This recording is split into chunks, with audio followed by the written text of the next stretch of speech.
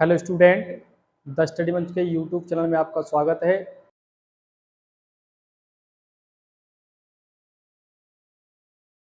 मैं के दीक्षित सर। जैसे आज आप देख रहे हैं, आज की क्लास में रहेगा वैद्युत flux, electric flux. Electric flux क्या होता है? तो देखिए, किसी पृष्ठ से होकर गुजरने वाली किसी भी पृष्ठ से होकर गुजरने वाली वैद्युत बल रेखाओं की संख्या की माप होती है। तो देखिए, आप इस तरह से समझिए इसे। यहाँ कि ये क्या है, ये एक पृष्ठ है और ये क्या है, वैद्युत क्षेत्र रेखाएं हैं। तो इस प्रकार से यहाँ से, जैसे ये है, इस प्रकार से यहाँ से जो गुजरने वाली जो वैद्युत रेखाएं हैं, वैद्युत जो रेखाएं हैं, उनकी माप होती है कि इससे कितनी वैद्युत जो वैद्युत क्षेत्र जो रेखाएं हैं कितनी गुजर रही हैं। अब इसी प्रकार से मान लीजिए कि मैं इसे पृष्ठ को इस प्रकार से रख देता हूं।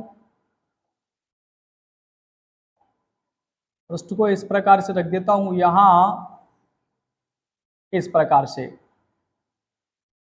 ये थोड़ा, अब देखिए, मैं पृष्ठ को इस प्रकार से रख देता हूं यहां। तो इससे जो गुजरने वाली,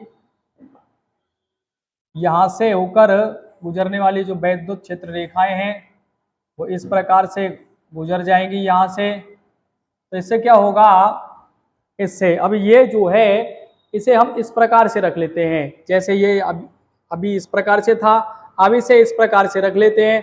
तो जो वैद्युत क्षेत्र रेखाएं वो कैसे गुजर जाएंगी, ऐसे और ऐसे गुजर जाएंगी, इसके इस पृष्ठ से गुजरेंगी नहीं।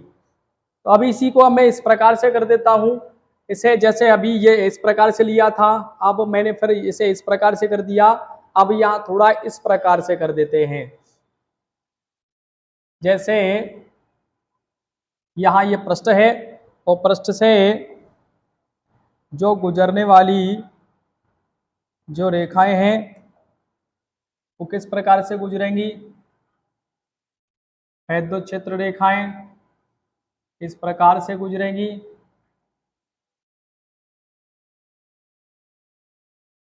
देखिए, इस प्रकार से गुजरेंगी। मान लीजिए अब ये इस प्रकार से था, तो क्या था, यहां से अधिक वैद्युत क्षेत्र रेखाएं गुजर रही थी। अभी ये मैंने क्या कर दिया, इस प्रकार से कर दिया। किस प्रकार से कर दिया, तो जो ऊपर से इस प्रकार से यहाँ से गुजरने वाली जो क्षेत्र रेखाएं थी, अब ये ऐसे हो गया, तो यहाँ से ऊपर से निकल जाएंगी। तो क्या होगा, वैद्युत क्षेत्र जो रेखाएं हैं वो कम गुजरेंगी। यहाँ क्या होगा, जो वैद्युत जो फ्लक्स होगा, जो गुजरने वैद्युत क्षेत्र रेखाओं की जो गुजरने की जो माप होती है वही क्या कहलाती है, वैद्युत फ्लक्स कहलाती है। तो यहाँ क्या होगा, सबसे अधिक वैद्युत क्षेत्र रेखाएं यहाँ इस स्थिति में गुजरेंगी। यहाँ क्या होगा, यहाँ से बिल्कुल पृष्ठ को छोड़कर गुजरेंगी। तो यहाँ क्या होगा, सबसे न्यूनतम मतलब शून्य। यहाँ क्या होगा, इससे थोड़ा अधिक होगा। देखिए, अब इसे आपको फॉर्मूले के द्वारा समझाते हैं। देखिए क्या होगा, ये इस प्रकार से है, ये इस प्रकार से है। तो यहाँ क्या होगा, यहाँ इस तरह ये जो क्षेत्रफल सदिश होगा, जो क्षेत्रफल सदिश होगा वो क्या होता है, पृष्ठ के बिल्कुल लंबवत होता है। तो यहाँ इस प्रकार से लंबवत होगा, इस प्रकार से लंबवत होगा। देखिए, जो वैद्युत क्षेत्र सदिश है, तो ये ए। अब इसी प्रकार से ये क्या है, यहाँ देखिए, यहाँ ये क्या है, वैद्युत क्षेत्र ई है यहाँ। तो ये क्या होता है, जो वैद्युत फ्लक्स होता है फाई बराबर ई ए कॉस थीटा। अब थीटा क्या है, यहाँ एक ही रेखा पे, तो यहाँ थीटा क्या हो जाएगा, जो थीटा है यहाँ वो हो जाएगा शून्य। क्या हो जाएगा, यहाँ शून्य हो जाएगा। तो फाई बराबर क्या हो जाएगा, ई ए कॉस जीरो। क्या हो जाएगा, कॉस जीरो। कॉस जीरो की वैल्यू होती है एक। तो ये हो जाएगा यहाँ ई ए। क्या हो जाएगा यहाँ, ये ई ए, मतलब यहाँ होगा ये अधिकतम। यहाँ हो जाएगा ये अधिकतम। अब देखिए यहाँ क्या होगा, यहाँ अब देखिए जिस प्रकार से मैंने इसे इस प्रकार से रखा था इस पृष्ठ को, तो क्षेत्रफल सदिश किस प्रकार से था, इस प्रकार से था, ये इस प्रकार से।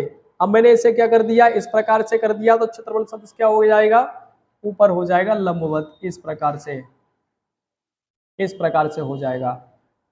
जो ए है वो इस प्रकार से हो जाएगा।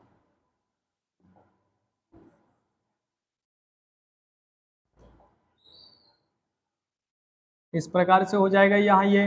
अब देखिए यहाँ क्या है, ये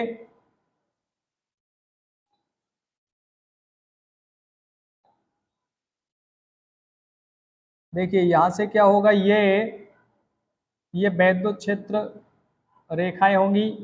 तो देखिए यहाँ क्या होगा, यहाँ 90 अंश का कोण बन जाएगा। क्या बन जाएगा, यहाँ 90 अंश का कोण बन जाएगा। तो ये क्या होगा, पाई बराबर ई ए कॉस थीटा।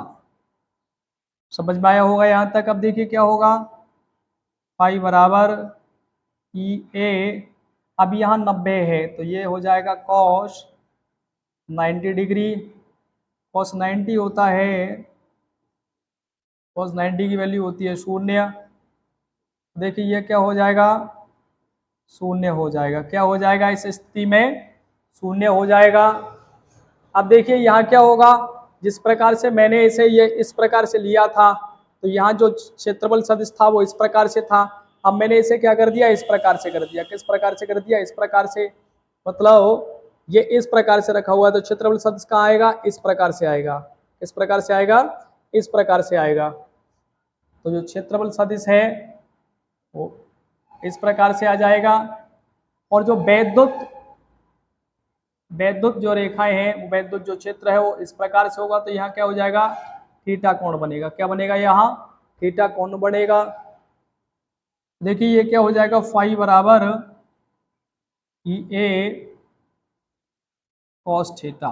क्या हो जाएगा यहाँ, ई ए कॉस थीटा। जो भी अंश, जितना जितना भी अंश होगा थीटा का, उतनी ही वैल्यू क्रिएट करेगा। ये था एक समान, ये क्या था, एक समान पृष्ठ से होकर गुजरने वाला वैद्युत बल रेखाओं की माप थी। अब इसे मैं आपको इस प्रकार से लिख देता हूं, यहां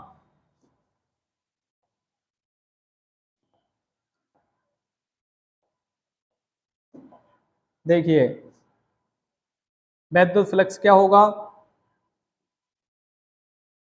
एक समान एक समान सतह से एक समान सतह से होकर गुजरने, ध्यान दीजिए, एक समान सतह से होकर गुजरने वाले वैद्युत क्षेत्र रेखाओं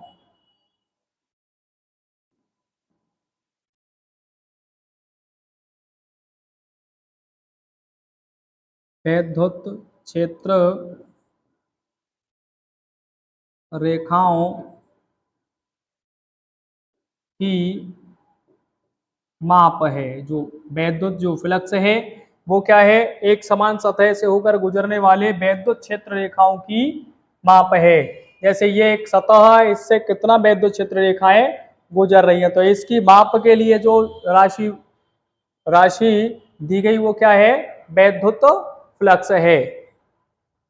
उसे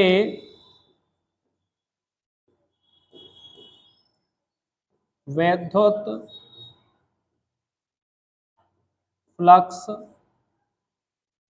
कहते हैं।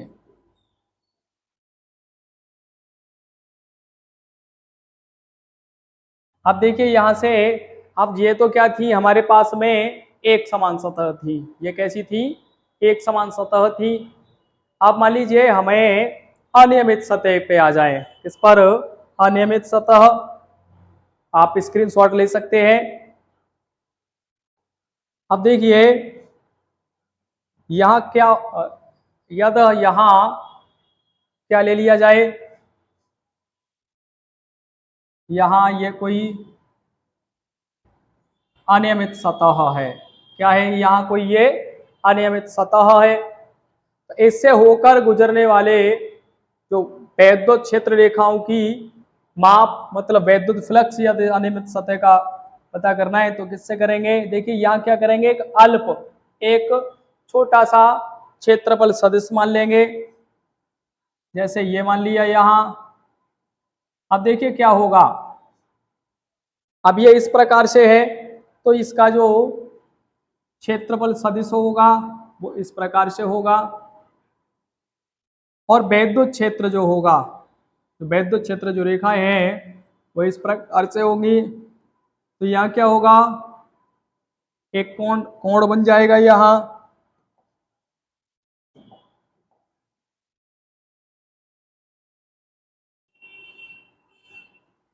इसे थोड़ा अलग कलर से कर देता हूं मैं, इस प्रकार से। वैद्युत क्षेत्र यहाँ से इस प्रकार से, ये क्षेत्रफल सदिश इस प्रकार से होगा, और वैद्युत क्षेत्र इसके इस प्रकार से होगा, इस प्रकार से। तो यहाँ क्या होगा, इस जगह यहाँ बन जाएगा कोण थीटा। क्या बन जाएगा यहाँ, कोण थीटा बन जाएगा।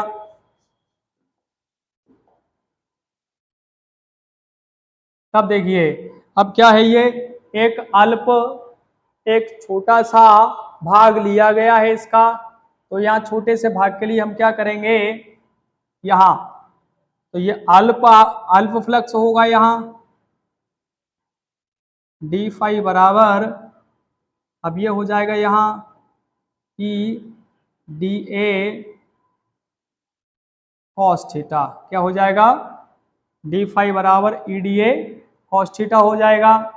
अब देखिए इसे इस प्रकार से भी लिख सकते हैं हम, यहाँ डी फाई बराबर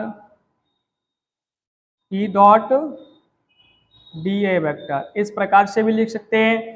यदि हम इसकी बात करें इसकी, अब इसके संपूर्ण से, ये संपूर्ण अनियमित सतह है जो हमारे पास क्या है, संपूर्ण अनियमित सतह है, इसकी बात करेंगे। यहां संपूर्ण के लिए मतलब पूरे के लिए, संपूर्ण के लिए, इस पूरे के लिए लेंगे तो क्या होगा। अब देखिए क्या होता है, समाकलन, जो समाकलन होता है फिजिक्स में वो जोड़ का कार्य करता है, मतलब छोटे छोटे से खंड हैं सब का मिलाकर। तो देखिए ये क्या हो जाएगा, यहाँ जो फाई टोटल रहेगा तो ये हो जाएगा, यहाँ इसे लिख सकते हैं इस प्रकार से, जो फाई टोटल है ये इसका जो डी फाई है इसका हो जाएगा। इसका क्या वैल्यू है, यहाँ है ये E dot D A vector. अब ध्यान दीजिए ये जो है आपकी गॉस की प्रमेय में लागू होगा। कहाँ लागू होगा, ये गॉस की प्रमेय में लागू होगा। तो उसके लिए आप ध्यान रखना है आपको, क्लियर हुआ होगा।